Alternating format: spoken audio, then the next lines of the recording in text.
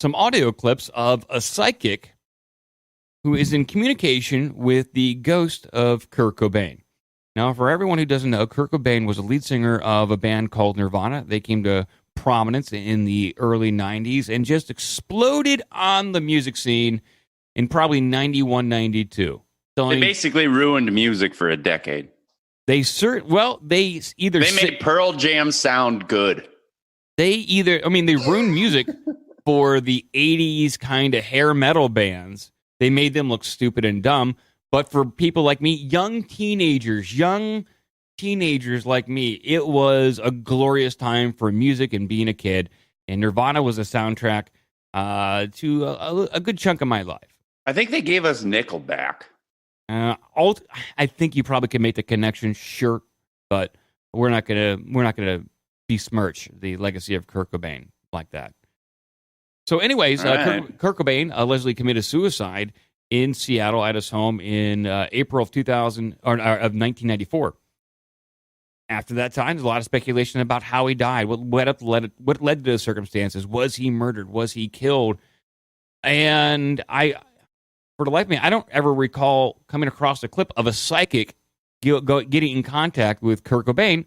So I'd like to play you some segments of this guy talking to Kurt Cobain, and I'll put the audio link up in the description of this video. So if you guys want to listen to the full half hour of these guys talking, one guy is just kind of interviewing the other psychic who's on the line, and it's fairly fascinating.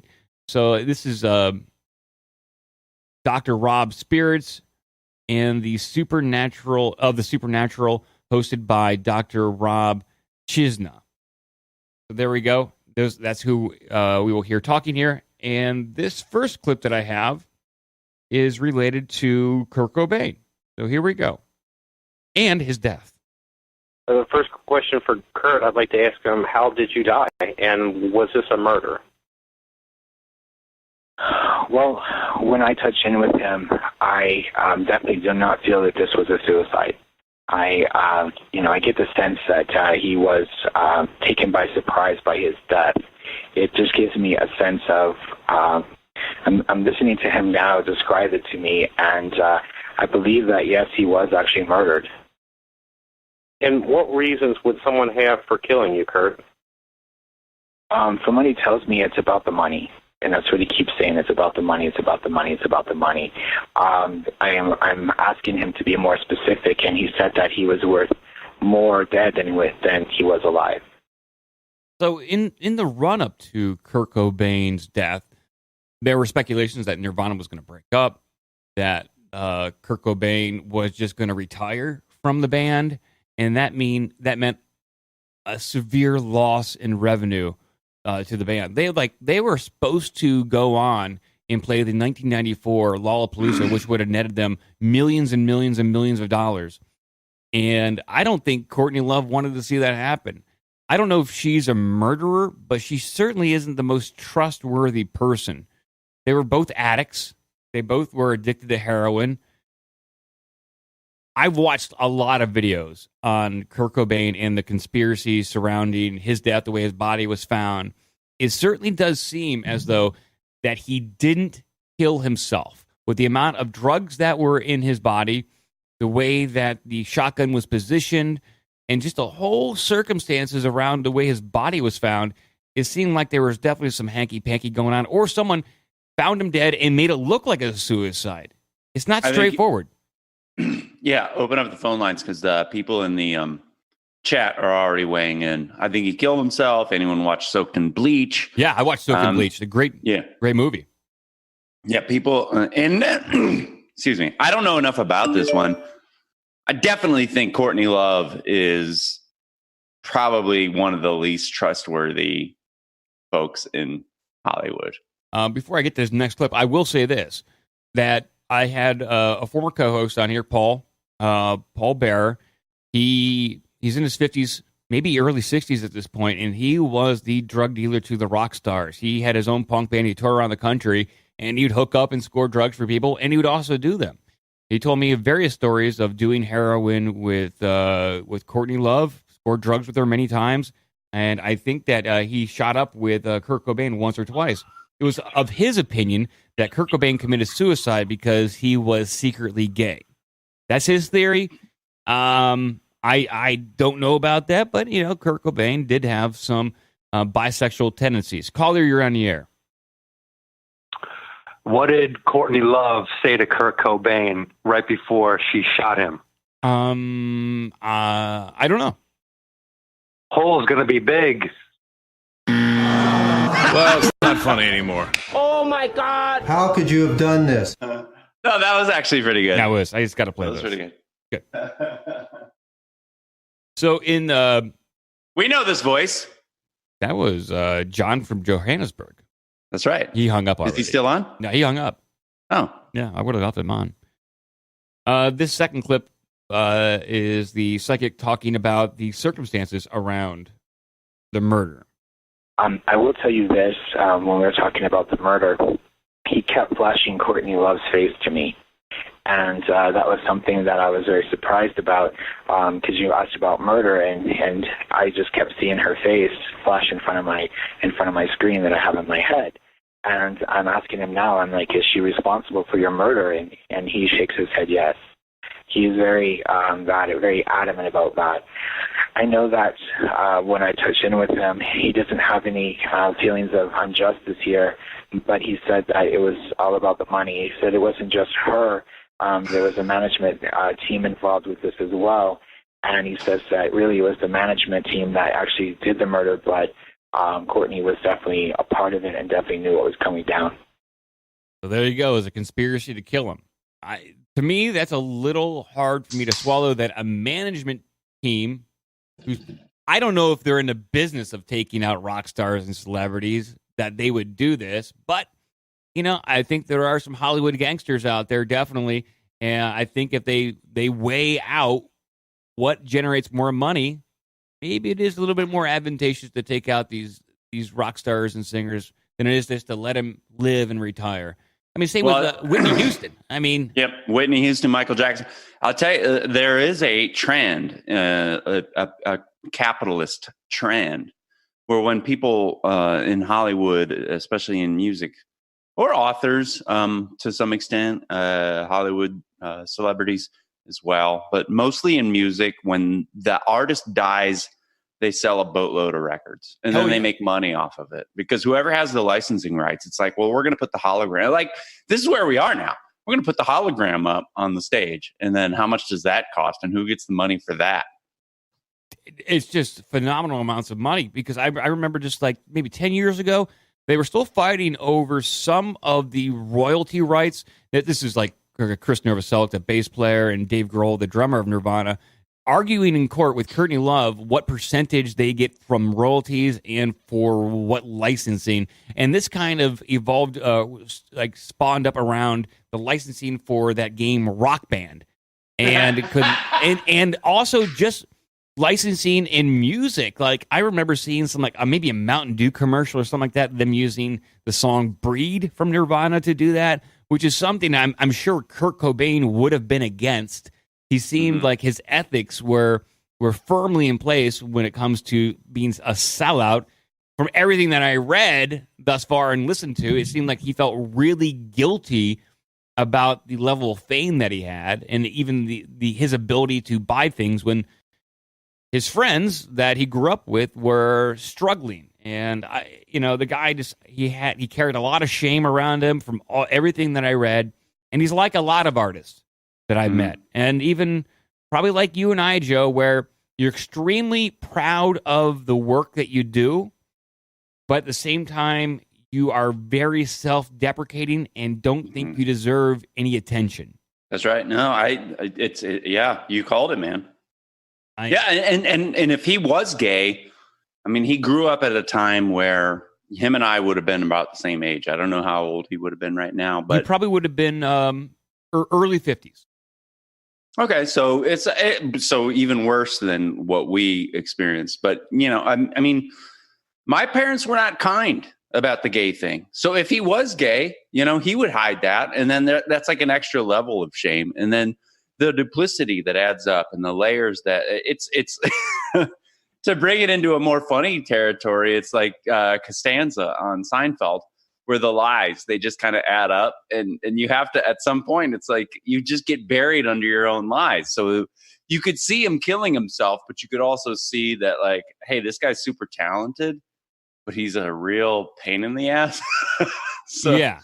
You know what I mean? Like, I could see it going either way. I love the idea that he was either murdered for profit, post suicide, supposedly, or I could see him just being kind of over it, I'm gonna see if I can play a little bit of this clip that we did. This is titled OBDM 434, doing heroin with Kurt Cobain. So this is from 2015. And I'll see if I can find a place where Paul's talking about this. I think, if I got high enough, I could have, he could have tried to suck my dick. Sure. That's how I met Nick Cave and used, I'll rewind this a little bit. This is second. Sounds like you're in the right place. Trumpets. Yeah. Heroin, Kurt Cobain. Mm-hmm. All right. When was this? Well, I mean... Because your statute of limitations is already up, Paul. He's just dead. That's up. I mean, like when I was in Seattle a couple times and in LA. That's where? That's not when. This was before he really was like, I mean, right after Nevermind, like they were doing those Rock for Choice benefits. Sure. And like L7 did a lot of them with Nirvana. So you knew L7 quite and friendly? I was good friends with L7 and... Was that's how I met Nick Cave and I used with him too. Lots. Yeah. That's how we became friends. Yeah. I remember asking Kurt Cobain, how much heroin do you do every day? He's like, oh, that's easy, $400 worth. I'm like, Jesus. And he's like, that's all I can get out of the money machine every day, because he couldn't even get up in time to go to the bank. Wow. I think his biggest problem was he was queer and just couldn't come to grips with that. Is that what you think? I think if I got high enough, I could have he could have tried to suck my dick. Sure. There you go. I'll put the link funny. for that in the description if you want to listen. That's a full 10-minute clip. He also, Paul had some stories about hanging out with El Duce from the Mentors, where that was the band. The lead singer suggested that Courtney Love approached him to take out Kurt Cobain for $50,000. So a lot of interesting stuff. I mean, that's a pretty good deal. I'd do it. Yeah. No, I would not do it. That's $50,000 is not enough to kill a person. Who would do that? You probably need maybe just a little bit more than that to do that. I don't know. I tell you what, I'll give you $14,000. That's lowballing an assassination. Yeah, you're really going the wrong direction here, Hulk. I'll give you $10,000. Okay, now we're not even going to talk anymore. You're going down. So I got one more clip concerning Kurt Cobain and the psychic, and this is about Kurt Cobain haunting people. And he actually says that he comes to her, and she doesn't see it as a blessing. She sees it as him haunting her.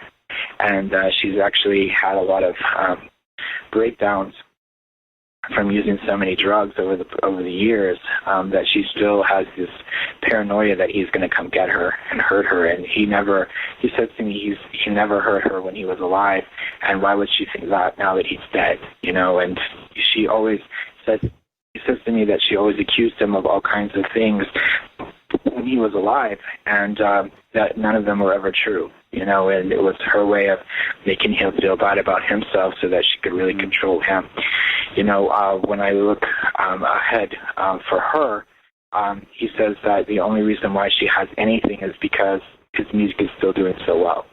It's all about the money, and she was supposed to save a lot of back for Francis, and he says that she spent a lot of that money that she was supposed to go towards her daughter, she actually spent.